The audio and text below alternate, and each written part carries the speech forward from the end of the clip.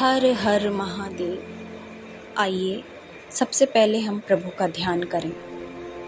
मेरे साथ विचार करिए कि जो आदि और अनंत में नित्य मंगलमय है, जिनकी समानता तथा तुलना कभी नहीं की जा सकती, जो आत्मा के स्वरूप को प्रकाशित करने वाले देवता हैं, जिनके 5 मुख हैं और जो खेल ही खेल में अनायास जगत की रचना, पालन और संहार तथा अनुग्रह एवं तिरोभार रूप 5 प्रबल कर्म करते हैं, उन सर्वश्रेष्ठ अजर अमर ईश्वर अंबिकापति भगवान शंकर का मैं मन ही मन चिंतन करती हूँ।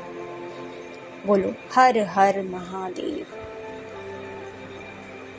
तो श्रोताओं, दूसरे अध्याय में हम आज ये जानेंगे कि शिव पुराण के श्रवण की विधि तथा श्रोताओं के पालन करने योग्य नियम। तो इस विषय में सूत जी शौनक जी को बताते हैं कि मुने, जो भगवान शिव के भक्त हों तथा शिव कथा के कीर्तन और श्रवण के लिए उत्सुक हों, उन सबको आदर पूर्वक बुलवाना चाहिए और आए हुए लोगों का सब प्रकार से आदर सत्कार करना चाहिए। शिव मंदिर में, तीर्थ में, वन प्रांत में या घर में शिव पुराण की कथा सुनने के लिए उत्तम स्थान का निर्माण कराना चाहिए। उसके बाद केले के स्तंभों से सुशोभित एक ऊंचा कथा मंडप बनवाना चाहिए। उसे सब ओर से फल फूल आदि से तथा सुंदर चंदोवे से अलंकृत करें और चारों ओर ध्वजा पताका लगाकर तरह तरह के सामानों से सजाकर सुंदर शोभा संपन्न बना दें। भगवान शंकर के लिए दिव्य आसन का निर्माण करें तथा कथावाचक के लिए भी ऐसा ही दिव्य आसन बनवाएं। कथा सुनने वाले श्रोताओं के लिए भी यथा योग्य सुंदर स्थानों की व्यवस्था करनी चाहिए। कथा सूर्योदय से आरंभ करके 3:30 पहर तक उत्तम बुद्धि वाले विद्वान पुरुष को शिव पुराण की कथा सम्यक रीति से वाचनी चाहिए। मध्याह्न काल में 2 घड़ी तक कथा बंद करनी चाहिए। कथा प्रारंभ करने के दिन से 1 दिन पहले व्रत करना चाहिए। कथा वाले दिन गणेश भगवान की पूजन करना चाहिए। कथा के स्वामी भगवान शिव की तथा विशेषतः शिव पुराण की पुस्तक की भक्ति भाव से पूजन करें। आदर पूर्वक शिव पुराण की कथा सुनें। जो लोग नियम से कथा सुने उनको ब्रह्मचर्य से रहना चाहिए। भूमि पर सोना, पत्तल में खाना खाना और प्रतिदिन कथा समाप्त होने पर ही अन्न ग्रहण करना चाहिए।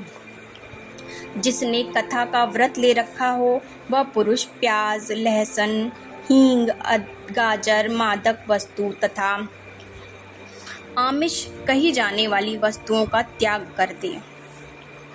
सबसे महत्वपूर्ण बात तो यह है कि वह प्रतिदिन सत्य, शौच, दया, मौन, सरलता, विनय तथा हार्दिक उदारता, इन सद्गुणों को सदा अपनाए रहे। श्रोता निष्काम हो या सकाम नियम पूर्वक कथा सुने और कहे भी। इस तरह शिव पुराण की कथा के पाठ एवं श्रवण संबंधी यज्ञोत्सव की समाप्ति होने पर श्रोताओं को भक्ति एवं यत्न पूर्वक भगवान शिव की पूजा की भांति पुराण की पुस्तक की भी पूजा करनी चाहिए। वहां आए हुए ब्राह्मणों को अन्न धन आदि का दान देना चाहिए। श्रोता गृहस्थ हो तो उस बुद्धिमान को उस श्रवण कर्म की शांति के लिए शुद्ध हविष्य के द्वारा होम भी करना चाहिए।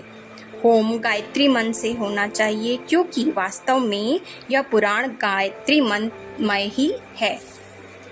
या पंचाक्षर मूल मंत्र से भी हवन करना उचित होगा। तत्पश्चात विधि विधान का पालन करने पर श्री संपन्न शिव पुराण संपूर्ण फल को देने वाला तथा भोग और मोक्ष का दाता होता है। जो सदा भगवान शिव का ध्यान करते हैं उनकी वाणी शिव के गुणों की स्तुति करती है और जिनके दोनों कान उनकी कथा सुनते हैं, इस जीव जगत में उन्हीं का जन्म लेना सफल होता है। वे निश्चय ही संसार सागर से पार हो जाते हैं। इस प्रकार हमने जाना कि शिव पुराण को करने के पहले किन किन नियमों का पालन करना चाहिए। अब शिव पुराण का परिचय देते हुए मैं ये बताऊंगी कि इसमें कुल 12 संहिताएं हैं, जो इस प्रकार हैं। पहली विंध्येश्वर संहिता, दूसरी रुद्र संहिता, तीसरी विनायक संहिता, चौथी उमा संहिता, पांचवी मातृ संहिता, छठवीं एकादश रुद्र संहिता, सातवीं कैलाश संहिता, आठवीं शतरुद्र संहिता, नौवीं कोटि रुद्र संहिता, 10वीं सहस्त्र कोटि रुद्र संहिता, 11वीं वायवीय संहिता तथा धर्म संहिता 12वीं। इस प्रकार पुराण के 12 भेद या खंड हैं। ये 12 संहिता अत्यंत पूर्णमयी मानी गई हैं। इन 12 संहितों का अलग अलग व्याख्यान आपको आगे के अध्याय में सुनाया जाएगा। शिव पुराण में भक्ति, ज्ञान और वैराग्य, इन तीनों का प्रीतिपूर्वक ज्ञान किया गया है। तो भक्तों, कल हम आगे का शिव पुराण का परिचय देंगे। नमस्कार।